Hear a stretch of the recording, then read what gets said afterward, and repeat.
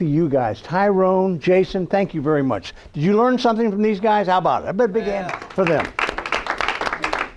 And you know, before we go too far, it's important that you understand that you deserve a hand.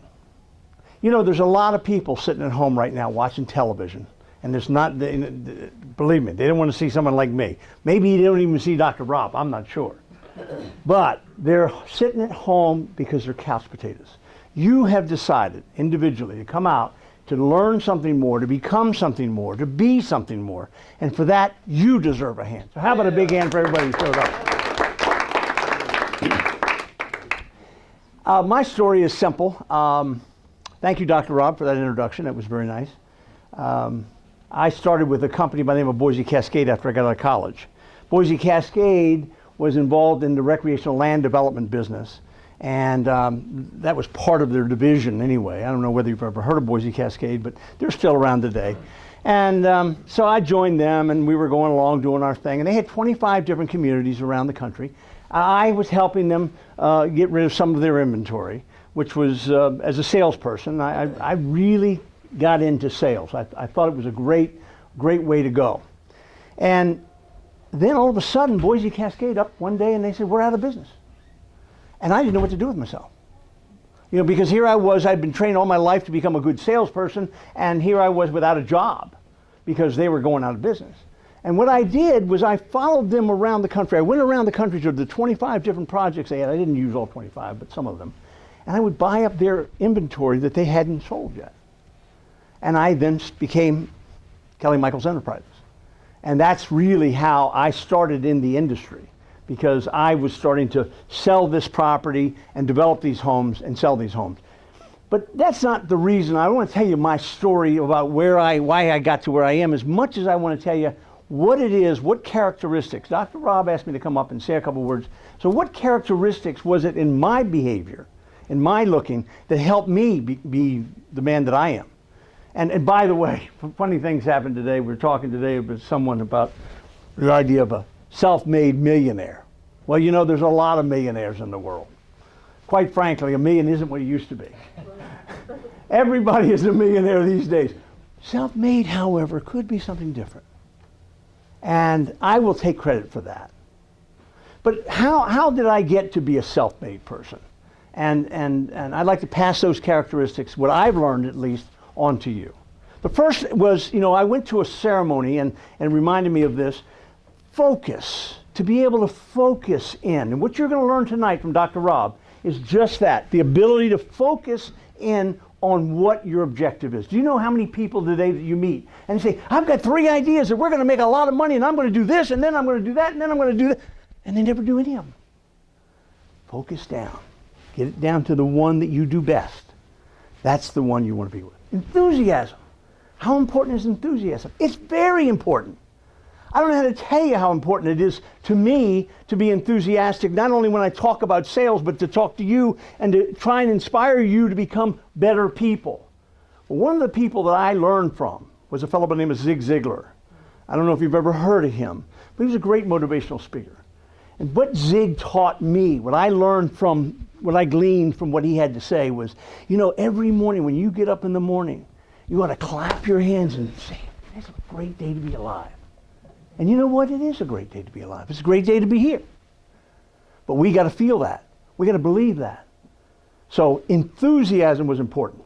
Discipline. I learned discipline early. I went to a military school many, many years ago. Dr. Rob and I were talking about that. He had a chance to go to Army, Navy, and elected not to.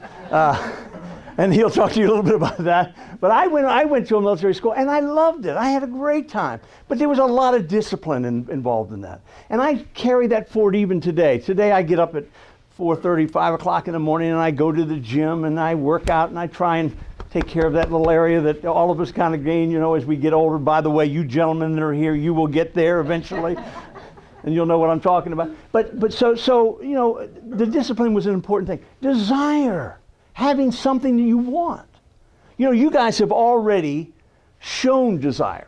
You're here. The fact that you are here shows me that you have elected to be desirous of something that you want to attain. Some place you want to be. So give yourself a hand for that. Liking. Be liked. Not only like yourself, and sometimes that can be difficult, but like the people you work with. Like the products you sell. Like what you do in life. Because liking is important if you're going to be successful. The other thing is continuity, continuousness. Find that focus in on that one area that we talked about, that one little bit that it's important to you, that you think you can do well, and then do it again and again and again and again until you can perfect it. Tyrone's done that. And that's what he did in life, and that's exactly why he is what he is. You know, there was a great NFL player. Tyrone may remember this gentleman's name, but some of you may remember his name. His name is Paul Hornung. Paul Hornung won the Heisman Trophy at the University of Notre Dame. He also was the most valuable player in one of the Super Bowls. I think it was the first or second Super Bowl that was ever played. Packers played somebody, I don't know who it was, but they beat them. Anyway, Paul, for most of his career, was a single man. And he had always had a good-looking woman on his arm, always. So as he grew older, you know, he always still had these young, good-looking women. And this one guy came up to him one time and he said, "What is it about you that causes, you know, tell me." He pulled him aside. He says, "Help me understand. Well, you're always with a good-looking woman." And Tyrone looked at this young man. He said, not Tyrone, excuse me. Not Tyrone. Paul. Paul looked at this man and he says, "I want to tell you something. It takes," and this Tyrone would agree with this, "it takes practice, practice, and more practice." And that's true. I don't care what you do in life. You've got to practice what you're doing. The last thing, and not the last thing, but certainly something that's important to you, is goals. Having the right goals, the right objectives.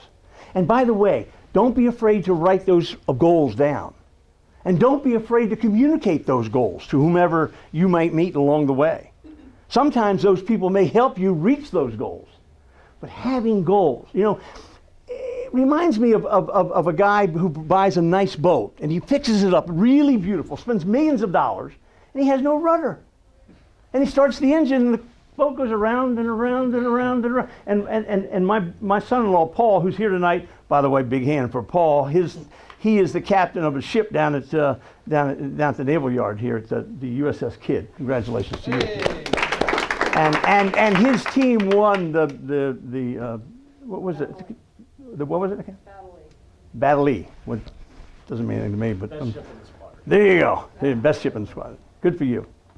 But you know, making sure that you have a goal and an objective, so that you have a rudder. You have a rudder on your ship, that you can guide your ship in the right direction. That you know where you want to be and where you're going.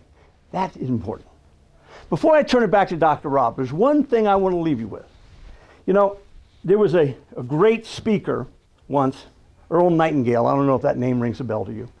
Great motivational speaker. He developed films, he developed a lot of things, but one of the things he developed and used is still available today. It's called The Strangest Secret. And The Strangest Secret is,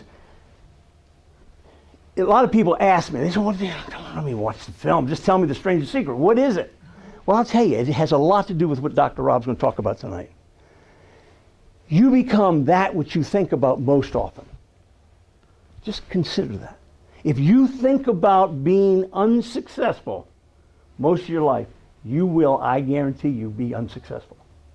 If, on the other hand, like Jason says, if you think about you're going to be successful, you're going to stand on that podium, you're going to accomplish whatever objectives you have, you will in fact do that. You will become that which you think about most often. Just remember that one final thing. Dr. Rob, it's up to you.